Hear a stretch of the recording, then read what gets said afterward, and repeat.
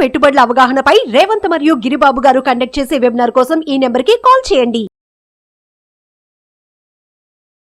నమస్తే, welcome to Suman TV. నేను విష్ణు. ప్రస్తుతంతో పాటు సర్టిఫైడ్ ఫైనాన్షియల్ ప్లానర్ మాధవిరెడ్డి గారు ఉన్నారు. వారితో మాట్లాడదాం. నమస్తే మాధవిరెడ్డి గారు. నమస్తే అండి.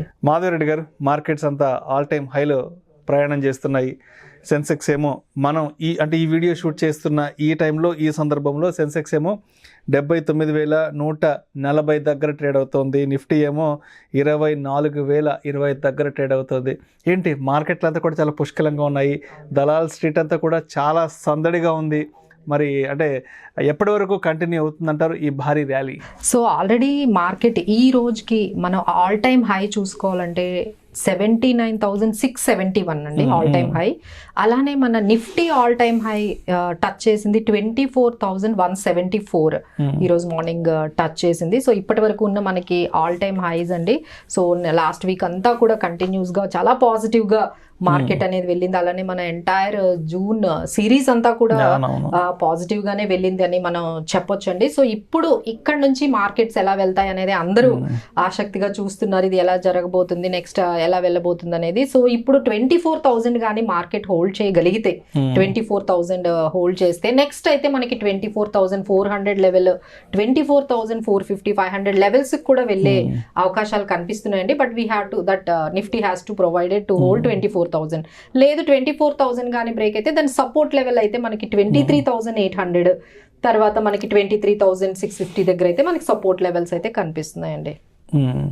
అయితే ఇప్పుడు అంటే మార్కెట్స్ ఇంత హైలో ఉన్నాయి కాబట్టి, అంటే ఇప్పుడు ఇన్వెస్ట్ చేసుకోవడానికి సెక్టోరియల్గా ఏ సెక్టార్స్ కొంత అనుకూలంగా ఉన్నాయని చెప్పుకోవచ్చు. సో ఇప్పుడు ఈ మార్కెట్స్ అన్ని కూడా అండి స్టాక్ స్పెసిఫైయింగ్, తర్వాత సెక్టార్ స్పెసిఫై అనే ఒక ట్రెండ్ నడుస్తుంది.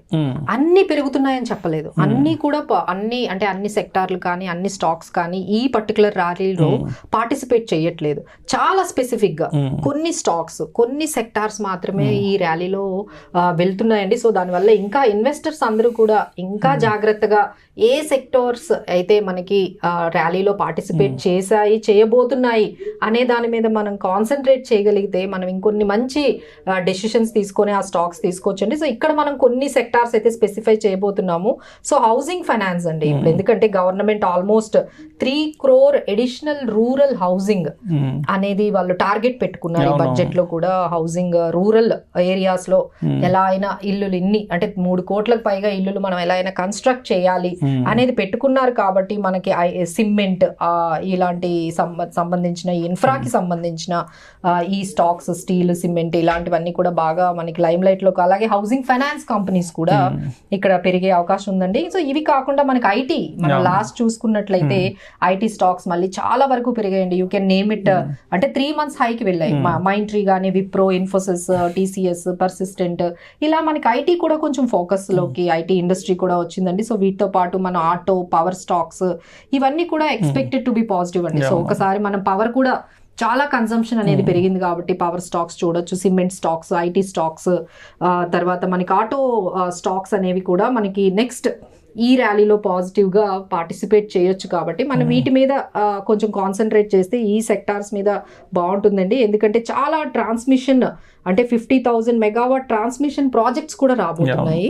So they are hugely investing on power and infrastructure. So దానికి రిలేటెడ్ థీమ్స్ మీదే వెళ్తే బాగుంటుందండి. ఇప్పుడు మనం చూస్తే ఎప్పట్లో మన మ్యూచువల్ ఫండ్స్ లో అండి ఎప్పుడు కూడా large cap, mid cap, small caps, ఇప్పుడు చాలా హైలైట్ అయినవి ఏంటంటే థిమటిక్ ఫండ్స్ చాలా అండి. ఇప్పుడు ఆల్మోస్ట్ అన్నిటికన్నా అంటే స్మాల్ క్యాప్, మిడ్ క్యాప్ ని మించి ఇన్వెస్ట్ చేస్తున్నారు అందరూ థిమటిక్ మీద. సో మీరు కూడా ఈ ట్రెండ్స్ ని ఒకసారి గమనించండి.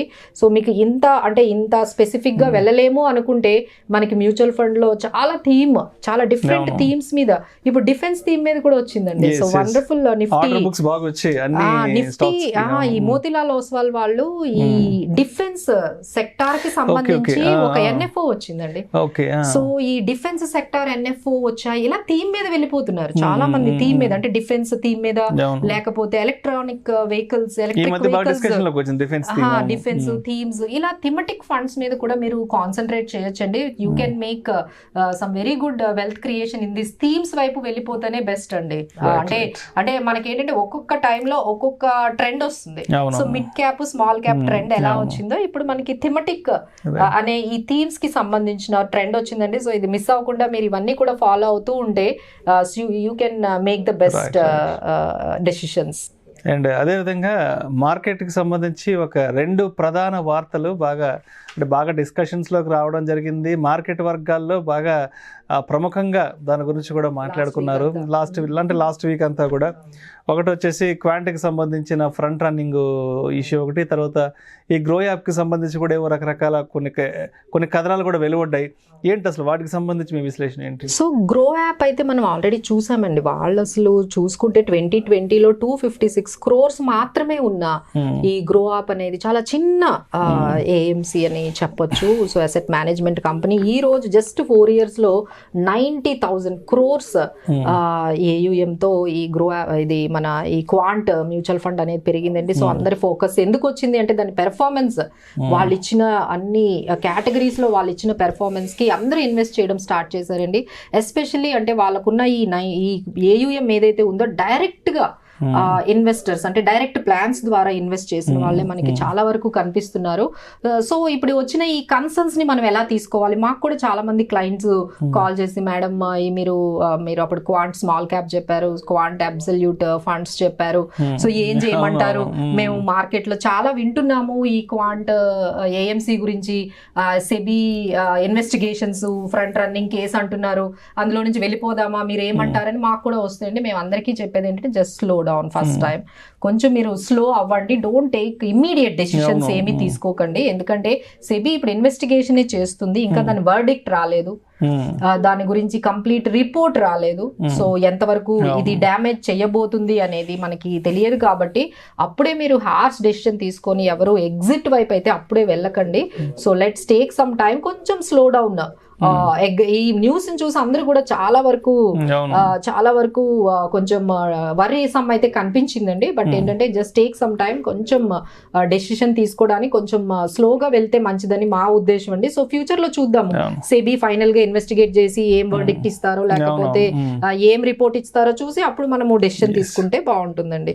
ఇంకా let's get back to this grow app అండి. సో గ్రో యాప్ అనేది ఇదంతా కూడా వాళ్ళు ఏం చెప్తున్నారంటే టెక్నాలజీకి సంబంధించిన ఇష్యూస్ అని చెప్తున్నారు. సో ఒక ఇన్వెస్టర్ నేనేమో ఇన్వెస్ట్ చేశాను, నా దగ్గర నుంచి మనీ వెళ్ళినట్టుగా వాళ్ళకి ఒక స్కీమ్ డీటెయిల్డ్ స్టేట్మెంట్ మాకు వచ్చింది, ఇన్వెస్టర్ అకౌంట్ లో చూపించట్లేదు, డీటెయిల్డ్ స్టేట్మెంట్ మాకు వచ్చింది, కానీ మేము రిడెంప్షన్ చేసుకునేటప్పుడు ఇప్పుడేమో అసలు మీకు యూనిట్సే రాలేదు, యూనిట్సే అలకేట్ అవ్వలేదంటే మరి మీకు ఈ స్టేట్మెంట్ ఎలా వచ్చిందని ఆమె క్వశ్చన్ చేస్తే ఈ స్టేట్మెంట్ రావడానికి కారణం మా టెక్నికల్ ఇష్యూస్ అని చెప్పారు.